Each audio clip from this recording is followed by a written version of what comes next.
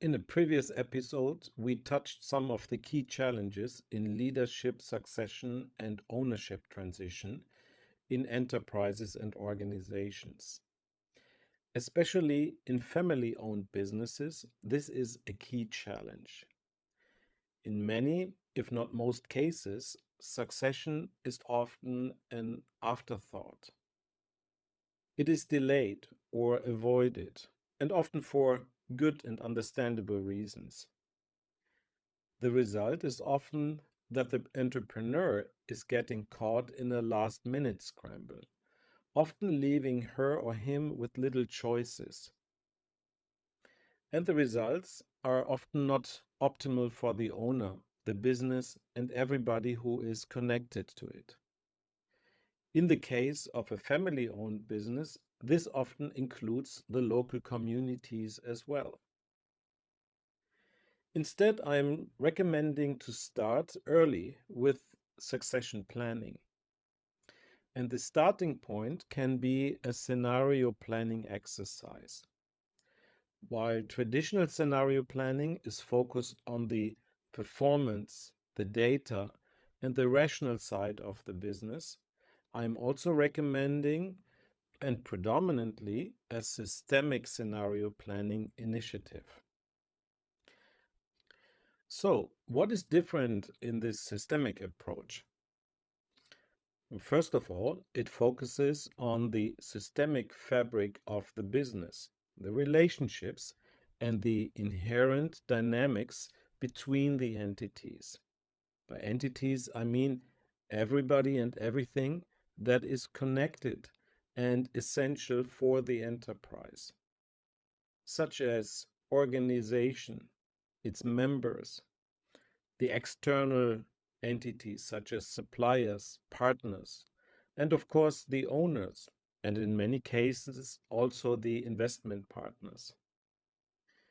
But also intangible aspects such as the purpose, the culture, what is important to the organization, the systemic orders within the businesses. And how does this work?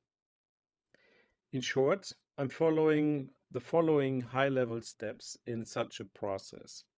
It is important to understand that these are different from situation to situation. There is no case which is similar to another one.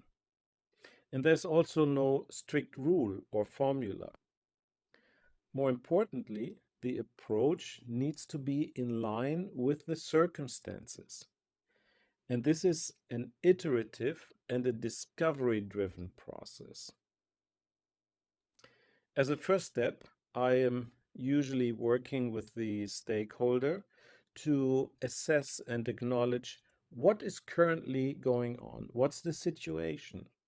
That includes questions such as simply who belongs to the organization and enterprise? What are the inherent systemic orders of rank, belonging, giving and taking? What is important to the founder, the owner, and the organization? Are there any hidden or excluded aspects which can unleash, let's say, dynamics in the long term and possibly weigh heavily on the enterprise and its members? In the next step, we are discussing and developing potential future scenarios.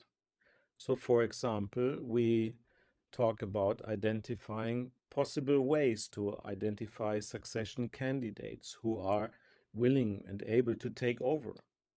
But we are also discussing and identifying different approaches of transition and handover.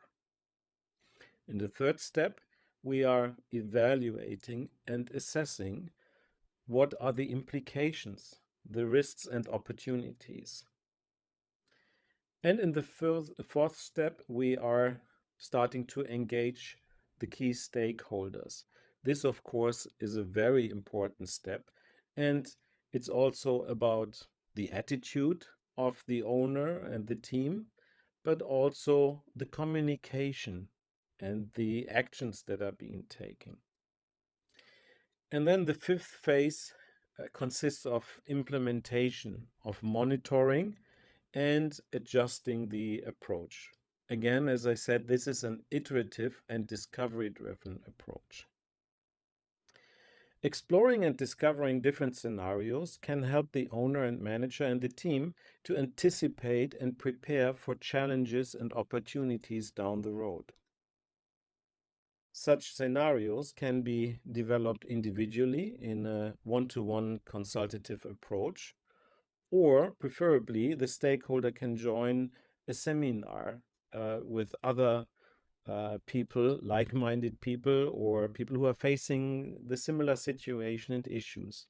And this is what I usually recommend, because the mutual learning experience in a safe environment can lead to more profound and in-depth insights.